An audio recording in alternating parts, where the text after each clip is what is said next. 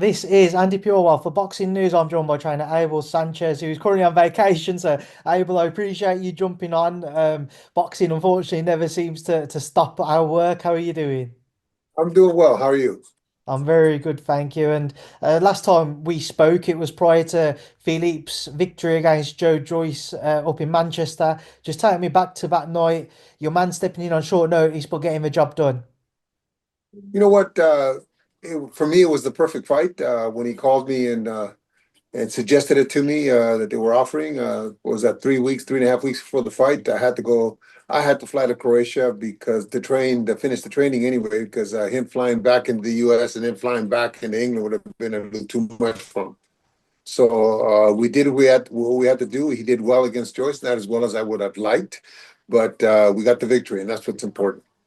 Obviously, now you've had a bit of time to reflect, and you can kind of tell me a little bit more as to how you wanted him to approach the fight. What was the initial game plan? How did you want to see Philip have more success against Joe Joyce?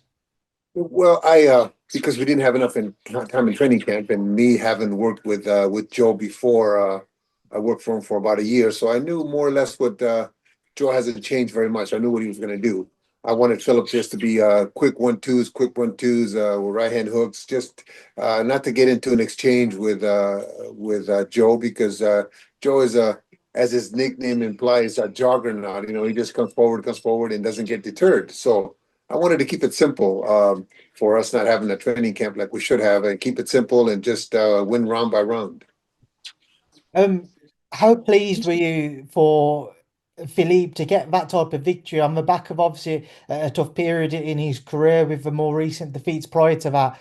It was a big victory for him to come back to.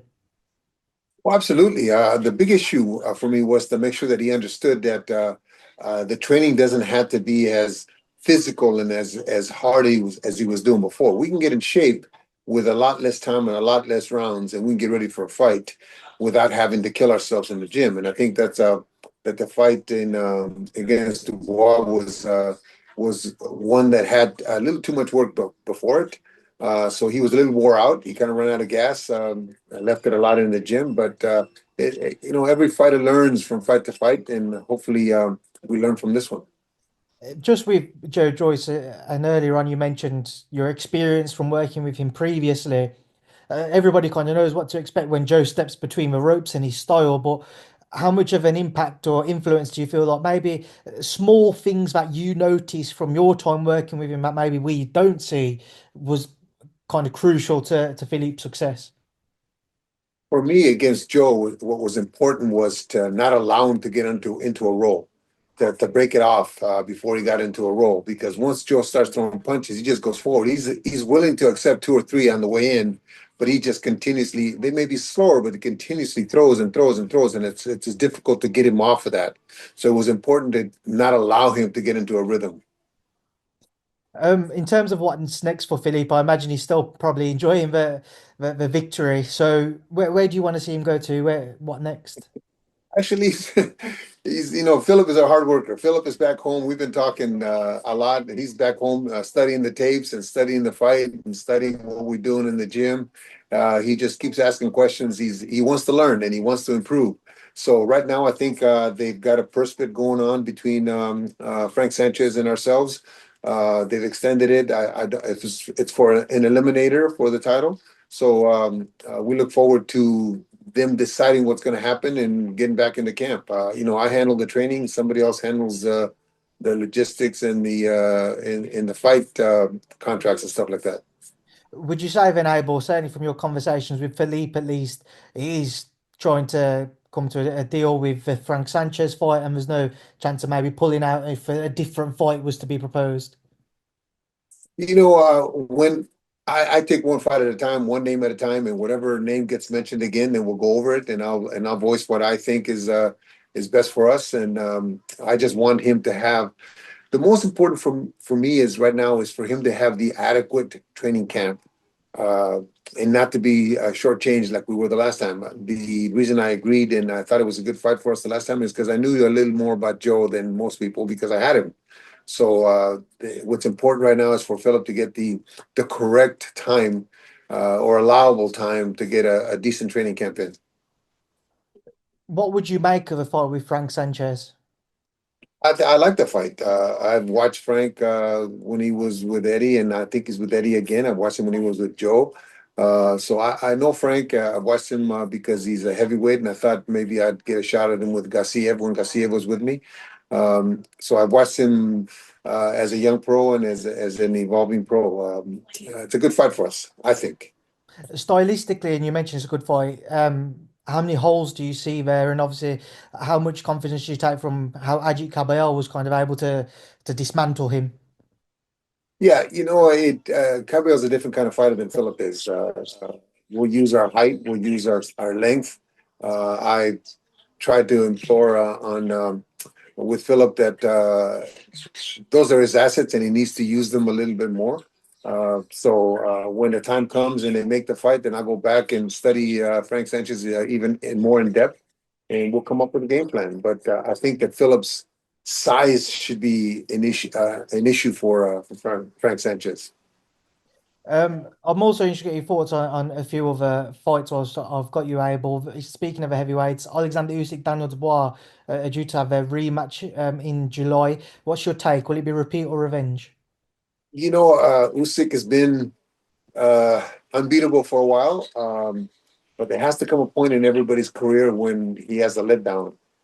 Dubois, if he's persistent enough and he's got a good punch, I think that he may be able to upset him. There has to come a point where a decent fighter gets in there with Usyk and a confident fighter gets in there with Usyk and gives him that L that they're all trying to get on him. But there has to come a point in Usyk's career where, as he's getting older, that opportunity for one of those guys that's persistent to beat him. Just with the way that Alexander boxes, and he's had a long career. He's travelled for those big fights throughout as well. What do you think it is for him? He's proven he's the best at cruiserweight. He's proven he's the best at heavyweight. He said he wants Dubois, and then he wants a trilogy with one of Tyson Fury and AJ before he retires. But as you said, there's that risk factor now of someone could potentially take that which might become increasingly likely, or more likely rather, as he gets older in age. Not so much just older in age, but older in he's training for all these big fights. He's preparing mentally for all these big fights. There has to be a letdown along the way. Um, doesn't mean that it'll be his last fight. It could be a letdown and then come back and do it again. But yeah, uh, it's at the point now where there could be a letdown in my mind. What's the key to Daniel if he's to have success? Is it to work that body? Obviously, we saw that controversial. Was it a low blow? Was it not low blow from the first fight? Do you feel like that's key for him? It's I think that Daniel becoming a champion and doing as well as he's done since some of the setbacks that he had mentally goes into this fight with a lot more confidence in my mind as a coach having a fighter like that at that level. I think that he goes in it with a lot more confidence and knowing that he can't beat him, knowing that if he hits him with a good body shot he can't hurt him. He has a good punch, and from Philip, the only has told me that he does have a good punch. Um, the only thing is that he has to be consistent round by round, and it's a 12-round fight, and make sure that he wins every round, or make sure that he understands that he's got to go in there and try to win every round. Just also, whilst I've got you, we saw the Manny Pacquiao Mario Barrios fight announced. Abel, we know Manny's been one of the biggest stars of the sport for the last couple of decades, but 4 years out the ring, I was told 6 years since his last victory. What do you make of his return? It's difficult for us as coaches to tell them to hang him up. He's older. He's been out of the ring. He's fighting I'm not gonna say a young champion, but he's fighting a very decent champion. Probably uh, the lesser of the three of the welterweight champions. But he is getting up in age. Will he be able to recapture some of that speed and snap to his punches? Who knows? But George Foreman did it at a much later age, so Manny has a chance. I think that he has a chance against a good champion. Do you feel like with Mario Barrios in particular, then? it's a champion they've targeted because in his last performance, he didn't really, set the world alight. It was a draw, and he's left a few question marks around himself. Not only that, the other thing is Norman is is a very good fighter, and so is Boots. I mean, you're talking about two very very good fighters that are, um, I think, on a different level than Barrios is. Do you feel like that this could be the risk though? Let's say if Manny was to have success, was to become champion again, then he then looks at it and thinks, "Oh, can I go on a run? Can I get one of these other names?" That is a big risk, but I don't think that that would be the fight that.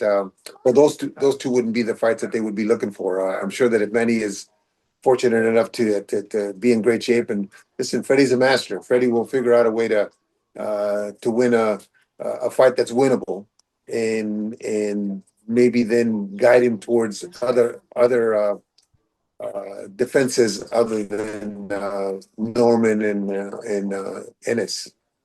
Just last one from me. We recently saw Canelo Alvarez overcome William Scull. Wasn't an easy night's work for him though. Maybe a bit more favourable than the commentary than one would suggest from watching it. What did you make firstly on Canelo's victory against William Scull?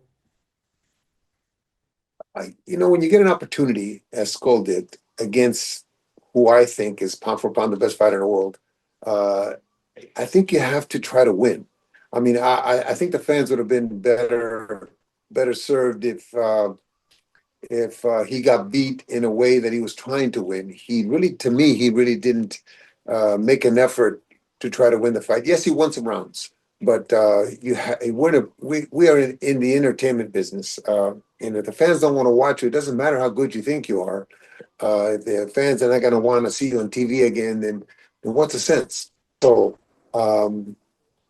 as far as Canelo, it's difficult to fight a guy that doesn't want to fight. Uh, but I think Canelo still is pound for pound the sports uh, who's driving the sport right now, money wise, attention wise. Listen, everybody's been talking about fights after this fight, after Crawford fight for Canelo. So they don't do that much about any other fighters, but they do it about Canelo. I think we beat him twice in the Golovkin first two fights, but that's my opinion. But I still think that Canelo will get up for Crawford and will beat Crawford and maybe have a couple fights after that and then call it a day. He's had a great career. I was going to ask you on the Terence Crawford fight. If you are Terence Crawford, do you take more comfort from just kind of seeing William score style, some of the success he had? Do you feel like if you're Crawford, you take confidence from that? No, because I don't think that Crawford at this stage is going to be able to do what Skull did.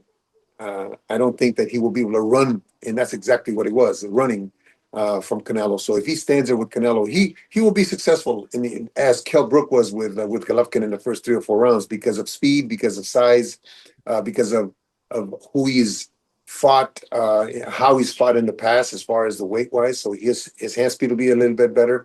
But once Canelo dials in, as you've seen in before the Skull fight in the last 3 or 4 fights, 5 fights after. Before a Skull, Canelo by the fifth or sixth round, it becomes a sparring match. I mean, he's beating up on guys like, he has no fear of getting hit, has no fear of getting hurt. So if it goes past the sixth, seventh round, I think Canelo makes it a sparring match again, and he's Crawford's going to get hit with shots he's never been hit with before from a guy that just lets it all go. So if Crawford can handle that, then I think Crawford has a chance. But I don't think so. Whenever you move up in weight like that, it's not the weight that makes a difference to me. It's the type of fighters he's been fighting and what he's been getting hit with. All of a sudden, he's going to get hit with a light heavyweight shot that is going to be totally different. It won't be a ball peen hammer; it'll be a sledgehammer he's getting hit with. So I think it's an interesting fight past the middle of the fight. Listening to you talk there, Abel, then about Canelo and his talents, do you disagree with any sentiment that maybe he's been on the decline over the last couple of years? Until somebody dominates him, until somebody really dominates him, stop that, please. Until somebody dominates him and makes him look bad by fighting him, then I'll say he's on a decline. None of the fights, the last 6, 7 fights that we've seen, have we seen anybody even come close to dominating him other than Bivol? I was Uh, about to ask, he wasn't necessarily like dominant, but Bivol certainly won comfortably against Canelo. yeah.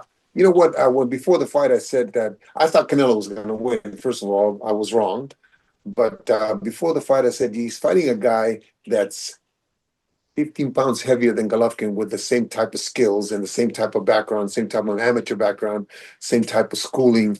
If anybody can beat Canelo, I thought that Bivol would be able to because of his size difference and exactly what happened. But I thought Canelo would beat him. I was wrong again. But still, I think Canelo put up a good fight. But the bigger man, as in this case, the bigger man against Crawford, I think will prevail. What do you make then of a potential trilogy that's been spoken about between Bivol and Beterbiev? Oh, I'd love to see that. Well, that's a great fight. I think that's a fans fight. Bivol has the skills, obviously he proved that he has the skills, and Beterbiev will make, I think Mark and Beterbiev will make adjustments to make it even a better fight for the third one. Who would you favour Dimitri to make it back-to-back victories, or is it still a 50-50 in your eyes? I think it's a 50-50, man, but I would go with Beterbiev in this in the trilogy. Yes, I've seen him in the gym. I've seen him work out. I've seen the adjustments that they make, that Mark and he make. I think he will make the adjustments necessary. I think he'll be better next time, like Bivol was for the second one. That's What what great guys do, though. That's what 100%? great fighters do. Yeah. What adjustments do you think about he would have to make in a rematch? There's too many lapses in the second fight. I thought there were too many lapses in his game. So I think Mark and him, like I say, will go back and look at that and make sure that there is no lapses. Bivol's the kind of fighter that you cannot, as Joe, I was saying about Joe, get into a rhythm. He Canelo allowed him to do that, and Canelo hung out and waited for a shot. And Beterbiev can't do that in the next fight. I think you have to press him, and you have to make sure that it's not combinations, it's single shots that you're going to set him off, in my opinion anyway, set him off and not allow him to get into a comfort zone. One thing just to end on before we wrap this up, we saw Chris Eubank Jr. overcome Conor Ben at the Tottenham Hotspur ground in London recently. Eubank, they talk about the rematch, but Eubank's also made note of his desire to face Canelo. This version of Eubank at 168, how would you think he could fare against Canelo? There's nobody right now that can give Canelo a fight at that weight. I think that he's the dominant, again, until somebody controls the fight against him and beats him because of speed, because of talent, because of age, but nobody's done that. I think Chris is good at that level with Connor, and Chris is good at that level with some of the, say, if Canelo's a 10, some of the nine fighters, number nine fighters, I don't think he has the strength and abilities to be able to beat a Canelo right now. Do you think it's doubtful that it would happen at 168 now, but do you think David Benavidez has the tools and the skill set to cause Canelo those problems? He is probably the only one at that weight that has the skills and the talent, but in my mind, as I've been saying for a while, he's playing it wrong. You know, right? This is a business. This is a business that requires um, uh, the admiration and the attitude that there is somebody at the top, and if I want a shot at the guy at the top, not that I got to kiss his ass, but if I want a shot at the top, then I need to play my cards right. And I don't think he's been playing his cards right. But he is probably the only one right now, in my opinion, at 68 that has a chance. But listen, I appreciate your time. I'm going to leave you to go and enjoy the rest of your holiday. Thank you for Thank you, speaking bro. to me. Enjoy your golf game, and I'll see you Yes. soon. Yes. Thank you very much. I'll talk to you soon.